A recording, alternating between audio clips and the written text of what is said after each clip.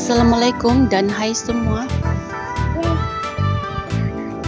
Bertemu lagi kita dalam Ellen Channel yang menyediakan gosip-gosip artis Malaysia dan luar negara. Jangan lupa like, komen dan subscribe.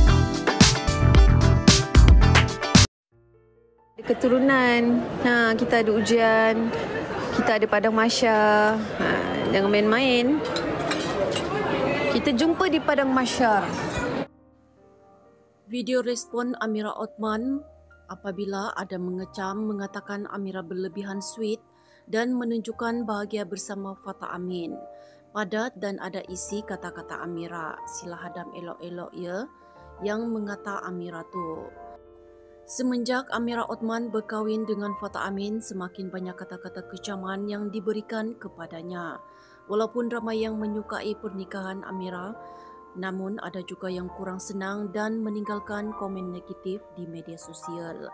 Menerusi perkongsian di akaun TikTok, telah dikongsikan satu video yang memaparkan respon Amira apabila ramai mengecam mengatakan dia baru berkahwin namun menunjuk terlebih bahagia. Amira seperti selalu menjawabnya cukup matang dan tersusun kata-katanya. Ianya normal untuk pasangan baru berkahwin, kelihatan sweet bersama suami isteri. Amira sendiri merasa pelik mengapa ada yang berkata negatif seperti itu. Tanpa Amira lagi, sepatutnya kita mendoakan kebahagiaan orang, kerana itu akan berbalik kepada kita sendiri. Amira juga mengatakan dia melihat perkahwinan ibu dan ayahnya yang sudah berpuluh tahun, namun alhamdulillah ianya masih tetap sweet sehingga ke hari ini. Ia juga satu inspirasi untuk Amira dalam melayari bahtera perkahwinannya bersama Fatah. Sehingga kini perkongsian tersebut telah pun meraih 200 tanda suka daripada warganet. Antara komen yang diberikan, Kak Long tak kosong bila sembang santai, orang bijak bila bercakap, moga yang baik untuk Fatah dan Amira. Kita jumpa di padang mahsyar. Mesti ramai gila yang merangkak cari Fatmira. Bayangkan itu ayat geram Mira tapi cukup sopan. Saya kan share lebih-lebih kan orang cakap baru kahwin, semua indah lah.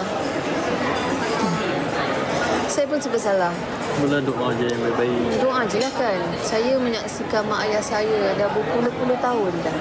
Alhamdulillah, masih Allah bagi indah kan. Pahit manis adalah perjalanan hidup kan. Kahwin ke tak kahwin ke, of course ada pahit dan manis kan. Ini duk cakap baru kahwin. Doa je lah kan. Tak ada orang happy, kita doa lah mudah-mudahan kekal. Biasalah baru-baru kahwin sweet. Saat dia anak dah berdedai sweet tu maybe orang kata bila banyak masa dah kena commit kan dengan benda lain.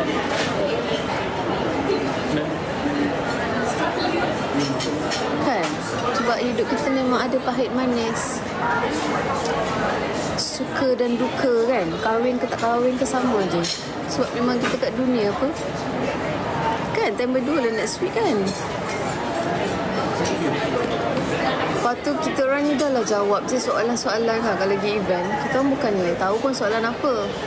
Kecuali kalau shooting, kita bolehlah filter dulu kan. Kalau live event susah sikit kita nak filter. Kita pun tak ada masa sangat. Lepas tu, baru kahwin. Funny lah orang-orang di dalam dunia ini. Kita doakan dia tenang lah tengok orang lain happy. Wow, ibu bagi bunga. Thank you, ibu.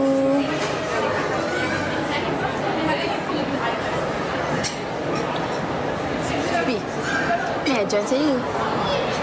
Tak sudi ya.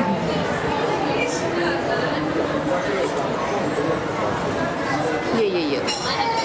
Sebab saya ignore lah saya masih di sini dan berborak dengan kalian. Kalau saya tak ignore, kan saya dah cakap saya sudah di hospital bahagia. Okey je korang. Akan ada orang suka, akan ada orang tak suka kan. Tapi marilah kita jadi orang yang baik-baik, cakap benda yang baik-baik kan. Sebab esok lusa kita ada keturunan, kita ada ujian, kita ada padang mahsyar. Jangan main-main. Kita jumpa di padang mahsyar.